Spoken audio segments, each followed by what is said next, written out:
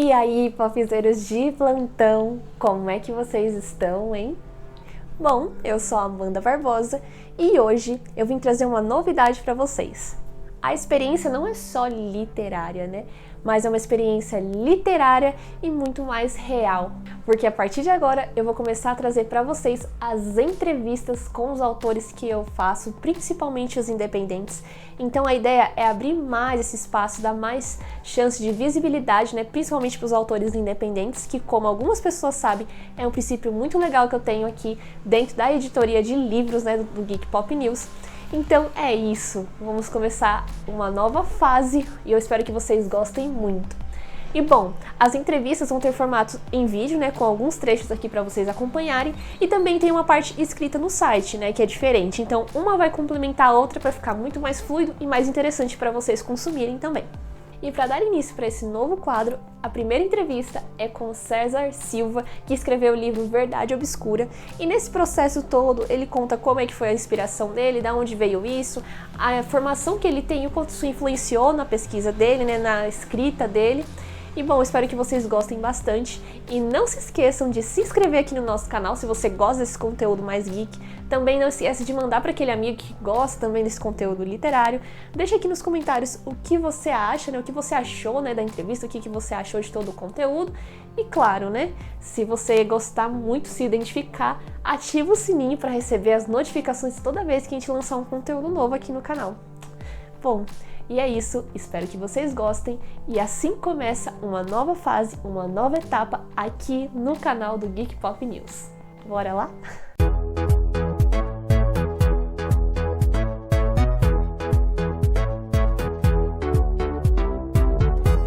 Legal. Então tá. O meu nome é César Silva, daí vem o CS do Bolton, né? O CS Bolton. Eu sou, por formação, sou engenheiro químico.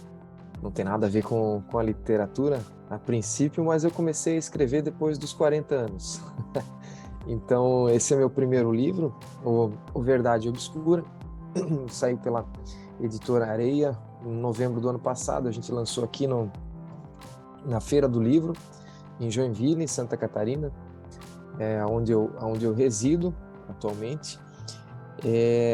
Esse é um livro de ficção e não ficção, que eu costumo dizer, e aí entra um pouco daquilo que eu uso muito no meu trabalho, na minha carreira profissional, que eu tenho uma empresa que faz projetos de otimização de processos e produtos em indústrias, que principalmente é o nosso foco, e até um pouco do ambiente industrial aí que se dá a trama aí do Verdade Obscura, não só meio industrial, mas também um pouco de política, tem um pouco de universidade, tem um pouco de perseguição, tem muita ação, por aí vai. Mas daqui a pouco eu já falo aí sobre o Verdade Obscura, só para fechar a ideia da empresa. Então a gente faz esses treinamentos e aí a gente faz também muito trabalho de inovação, que é o que eu quis trazer pro livro, que é um trabalho de inovação, sendo ele de ficção, não ficção, né? A parte de ficção é uma história de ação que é fictícia, mas no meio dessa história eu entro em alguns detalhes por exemplo, do mecanismo de pensamento dos personagens. Tem um personagem que ele tem uma curiosidade muito desenvolvida, aí no meio tem um QR Code com uma videoaula sobre curiosidade, tem uma outra que fala sobre viés de confirmação, né? Eles começam a querer provar que uma coisa é verdadeira, né? E aí os personagens começam a olhar só o que prova que essa teoria aí é verdadeira mesmo, né? E aí tem um momento do livro que eu coloco também um QR Code, uma videoaula minha exclusiva para o livro sobre viés de confirmação, né? E aí essa é a parte que eu chamo de não ficção do livro, que é a parte em que eu coloco a história a serviço do leitor, né? Então, aquilo ali eu coloco assim, como que o cara pode usar aquilo que aconteceu na história para ajudar o dia a dia dele. Então, às vezes a pessoa está ele quer tá num momento que ele precisa tomar uma decisão importante na vida, na carreira, e por aí vai. E se ele lê um negócio desse que fala sobre viés de confirmação, a pessoa mesmo ela pode começar a se questionar: será que eu estou vendo só o viés para confirmar aquela resposta que eu quero que seja verdadeira, ou que eu quero que aconteça? Ou seria esta uma verdade obscura? E aí vem o título do livro em que se encaixa muitas vezes, né? Bom, agora eu quero que você fale um pouco sobre o conteúdo do seu livro, né?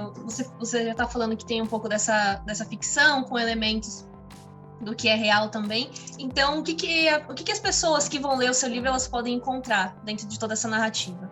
Uhum. Imagina só, vou contar o prólogo aqui. Você imagina só um dia ensolarado e o nosso herói, o nosso personagem principal, o James Bonnet, ele desce de um táxi todo apressado, e só escuta de longe o taxista gritar: "Ei, amigo, peraí, você tem que me pagar, cara."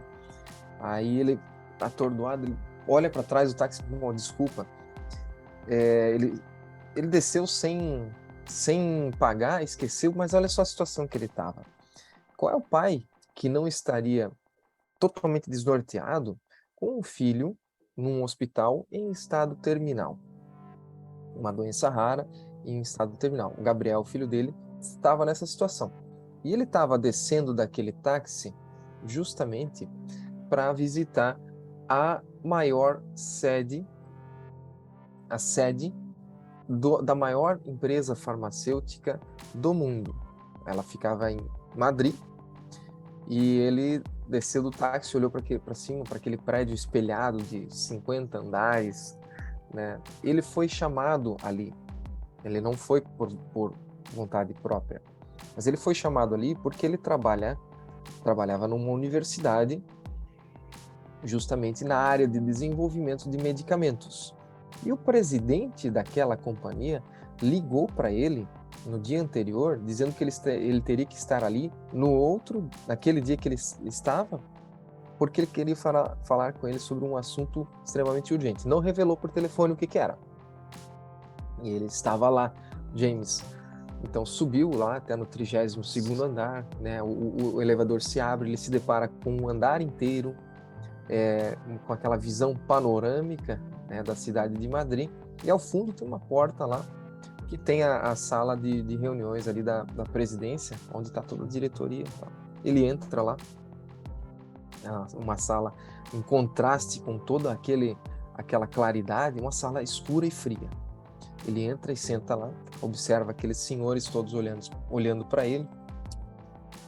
Mateus, o presidente da HC Corporation, está lá sentado ali na frente, sauda ele com um bom dia, e aquele silêncio ensurdecedor toma conta da sala. E aquilo torna o James ainda mais apreensivo, ninguém estava falando nada. Nesses momentos ele pega a carteira dele e tem um pequeno desenho ali naquela carteira que foi feito pelo filho dele, o Gabriel, que é o menino que está em estado terminal. Ele olha para aquele desenho, ali tem um coração com uma arvorezinha desenhada no meio. E o Gabriel falava que aquela arvorezinha ali era ele crescendo no coração do papai. E aquilo, James fazia aquilo porque aquilo trazia uma paz interior para ele. E aquele momento precisava disso. Então o silêncio é quebrado pelo presidente, Mateus. Ele diz assim para James: James, eu vou ser bem claro e direto com você.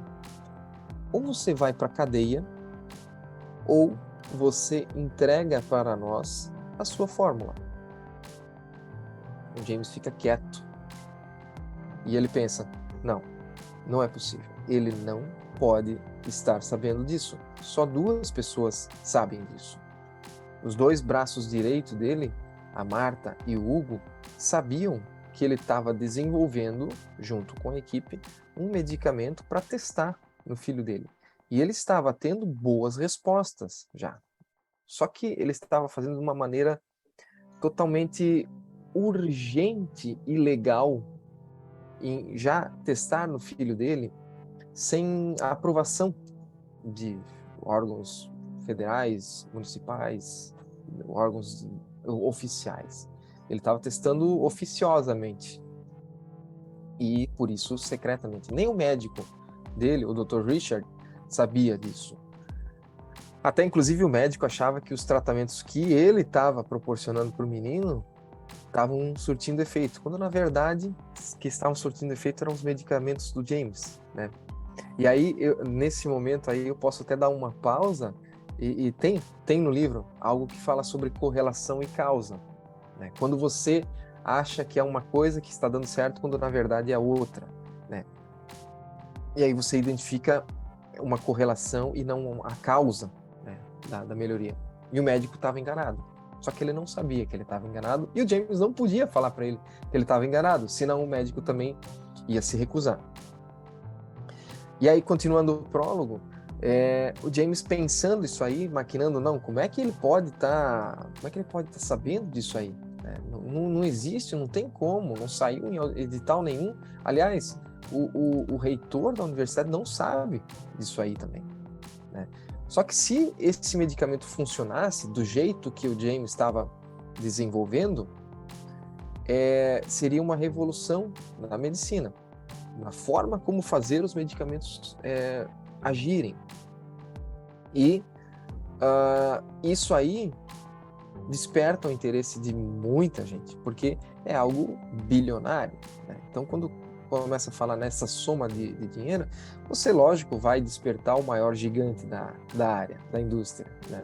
Que é a HC Corporation, e também você vai despertar alguns políticos, alguns senadores que também vão querer embarcar, né? Você vai despertar alguns poderosos de Wall Street, porque isso é uma indústria nova e bilionária, e o James está nesse meio.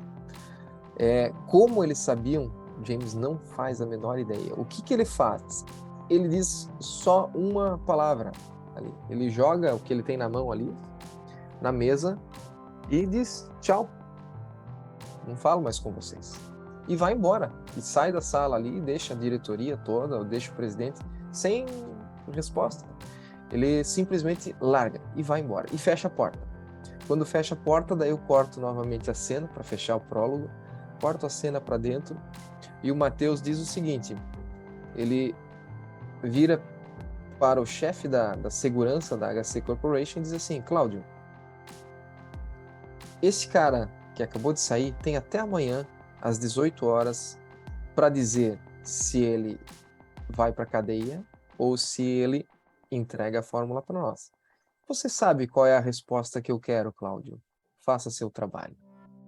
E aí encerra o prólogo e começa a história aí, né? E aí vai ter muita perseguição, vai ter política, vai ter os investidores de Wall Street querendo entrar na história, vai ter morte, vai ter algumas mortes, vai ter muita perseguição, vai ter fuga, e nesse meio também tem muita reflexão sobre algumas coisas. Por exemplo, essa aí que eu comentei, né? A correlação é causa. Será que é aquilo que eu estou tendo como solução, será que é essa mesmo a causa do problema, ou será que não é? Né? Por exemplo, essa aí do prólogo, Amanda, tem uma videoaula também, que chama o falso dilema. Veja que o Matheus, o presidente da HC, colocou o James num falso dilema. Ele disse assim, ou você vai para a cadeia, ou você entrega para nós sua fórmula. Não teve outra saída. Aí o que o James fez? Ele criou uma terceira opção imediatamente. Ele disse, nenhum nem outro, eu vou embora. Tchau, vou embora. E aí eu coloco uma videoaula dizendo assim que às vezes a gente cai nesse falso dilema, né? Pode ser que caia quando você vai tomar uma decisão, né? Das muitas decisões que a gente toma diariamente, né? Ou esse ou aquele. Não, peraí, não tem uma terceira opção? Ou A ou B, ou esquerda ou direita, ou preto ou vermelho. Peraí, tem algumas, né? Ou preto ou branco, né? Não, peraí, tem 50 tons de cinza aí no meio, não tem? Então, o que eu digo ali na videoaula é que, assim, às vezes a gente está num falso dilema, e chama-se falso dilema mesmo, E talvez criar uma terceira opção para sair desse falso dilema seja fácil. E só que a gente às vezes nem se tocou, né? Ou você está comigo ou você está contra mim. Então, peraí, mas não é isso aí, não é só isso, né? Não podemos se resumir a isso. Então, essa é uma das, né? E aí fica assim, essa é a parte de ficção, né? Que eu contei o prólogo para vocês.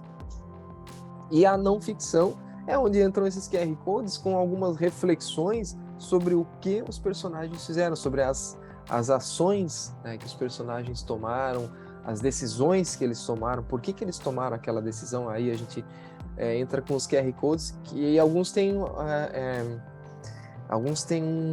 links para artigos também, né? Deixa eu pegar aqui, ó, mostrar aqui, eu tô com um livro aqui, ó, para mostrar um aqui, né? QR Code aqui. Depois depois tu me passa o endereço de vocês, eu mando um livro para ti ali, Amanda. Por favor. Aí você vai poder ver ele fisicamente também, né? Então, olha só, aqui que eu falei, a parte ali de correlações e causas, né? Então, eu escrevo um pouquinho e aí tem o QR Code para o cara acessar uma aula exclusiva gravada por mim para o leitor. Ela é exclusiva, ela não tem nenhum outro curso nosso. E esse quadrado, que você vê que aparece um quadrado no meio, né? O leitor pode seguir o livro normalmente, lendo a história, pode pular o quadrado e ver depois, se quiser. Eu até prefiro, uma preferência pessoal, né? Eu vou lendo a história, daí depois eu volto para ver o QR Code, o que falava aqui, né? Porque ele se conecta com a história, mas ele se conecta tecnicamente com a história. Ele não faz parte da história para você poder entender a história por causa disso aí, né? Você tem que procurar um livro que você gosta de ler, né? Senão vai passar a vida dizendo assim, eu não gosto de ler livro, nunca li um livro, não gosto. Não gosta porque não encontrou ainda.